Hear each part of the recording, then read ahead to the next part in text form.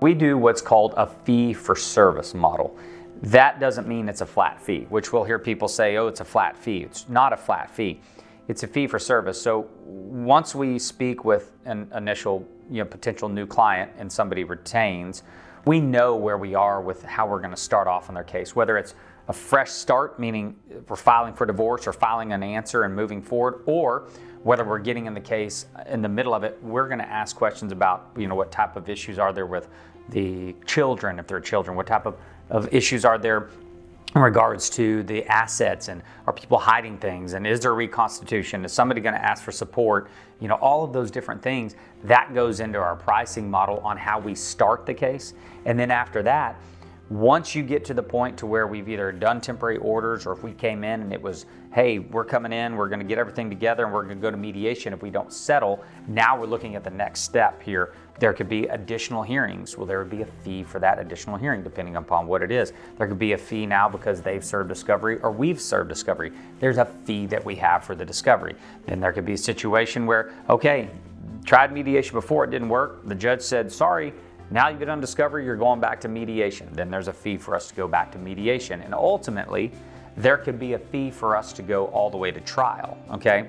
And we generally, in most, I would say 95% of our cases, our fees include us speaking with clients over the phone, returning emails, receiving emails from opposing counsel, speaking with the court. Those are generally included in our fees because we know, hey, look, this is the time we think we're going to have to spend on your case. So we do it as a fee for service rather than quote unquote a flat fee. And each time you know what you're getting into, you're going to know, hey, I know that it's going to cost me X amount to start this divorce. And then I know now it's probably going to be X amount for discovery if it's served and X amount to go to mediation. We can't predict, no attorney can, but it puts us on the same side of the table as our clients to say, hey, we're not here just to figure out how to run up your bill and spend your retainer as quickly as possible. Our goal is to try to get your case finished as quickly as possible and efficiently as possible if that's what the person's wanting to do.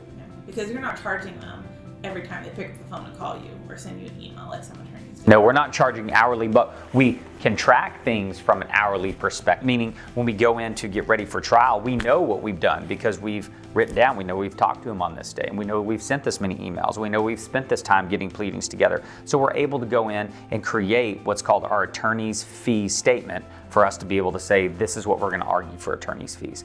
And I think, and Heather, you've come from doing basically all hourly. Do you believe that utilizing this type of fee structure allows you to concentrate more on a daily basis on your cases rather than having to spend sometimes a full day or more just figuring out your billing? Absolutely, absolutely. I can tell you, I always billed hourly prior to joining this firm just about a year ago. And I can tell you that it takes a lot of time of my time, my paralegal's time on hourly billing. Not only documenting it, but also putting it in. Depending on what system each firm uses, it does take a lot of time. And when I say a lot of time, I mean hours upon hours of my week was spent on clerical things, I would call it, because I had to make sure I got my billing entered. And that is time that I can spend either with my family or on other clients. I mean, I wouldn't say I'm working less here than before, but I'm working better, more efficiently. My time is spent more on client work rather than billing the client. Yep. All right, awesome. So if somebody's listening that's in the DFW area, maybe has a high net worth divorce or any divorce really, how can they contact you to have that consultation?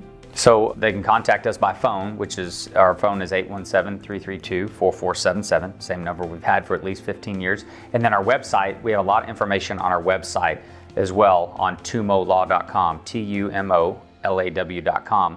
And as I've said before, the best thing to do is pick up the phone. Here at our firm, 99.9% of the time, somebody's going to answer the phone, okay?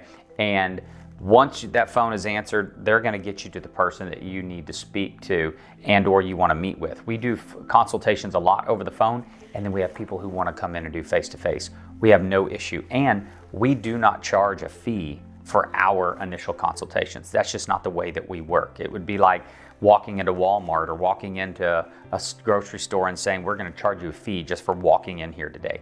We don't, quote unquote, provide advice when we're doing our consultations, because you're not supposed to do that per the ethics rules, but we will attempt to give you as much insight as possible on how we could assist you in being your attorney, and then hopefully you decide to retain, and then your money is spent on us working for you rather than giving you just some random advice for you to go take and possibly use on your own.